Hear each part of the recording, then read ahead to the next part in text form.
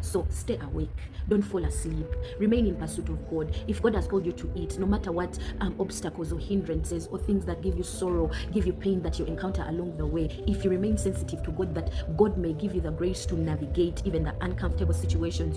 If you remain awake, you will indeed receive the strength to do all things. Don't sleep off on God, don't give up on God, don't turn away from God, don't look away from God, because you're afraid of, because it is fearful. Sometimes the way to the throne is through the valley. Even though I walk through the valley of the shadow of death, I will not fear. But that which is not making me fear is the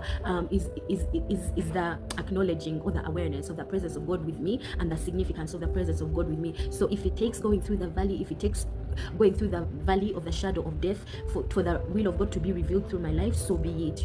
I can do all things through Christ who gives me strength. By my God I can leap over walls. By my God I run through troops. Literally, that ought to be the attitude on you. Whatever you encounter, it is doable, it can be done as long as God is leading you to do it. So don't send yourself off on errands. Allow God to send you, because whatever God is sending you to do, it can be done through you by Him, by His ability. God has chosen to do it through you, so you yield to Him, so that you literally receive the literal manifestation of the confirmation that God was actually right. It can actually be done through you. So do not sleep off.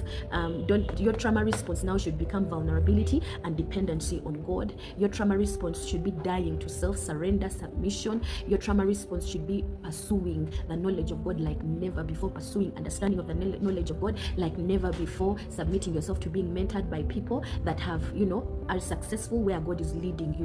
You're beginning your journey. There are those that are finishing their journey. There are those that are halfway their journey, and their journey is similar. It looks, you seem to meet the grace that you have seen be successfully displayed through their lives. So submit yourself to be mentored by them. Don't look away. It is possible. It is doable as long as God is leading you to do it. Do not look away. Even if God is leading you to do something that you are so afraid of, the very thing you are afraid of is exactly what God is leading you to do. The scenarios you are afraid of and you have always run away from, they're the very scenarios God is pushing you into. It can be done through Christ who gives you strength. You are a covenant child, and you are doing things in covenant with God, and He's a covenant keeping God. He is faithful to His covenant. There are things that your covenant with God dictate. As long as you are in obedience organically, the covenant dictates that you succeed. The covenant dictates that opposition is humbled, mountains are humbled, rough places are smoothened, valleys are raised. Your covenant with God dictates that. Your covenant with God dictates success as long as you are living in obedience. So honestly, do not claim this scripture if you are walking in disobedience, because the opposite is true. You will fail to do all things. You will fail to do all things that you are sending yourself out to do through your flesh. But if you are walking in obedience, I can do all things which He has called me to do. As long as God has called you to do something, you can do it. Divine ability flows at your obedience. As long as He has called you to do it, ability to do it is made manifest.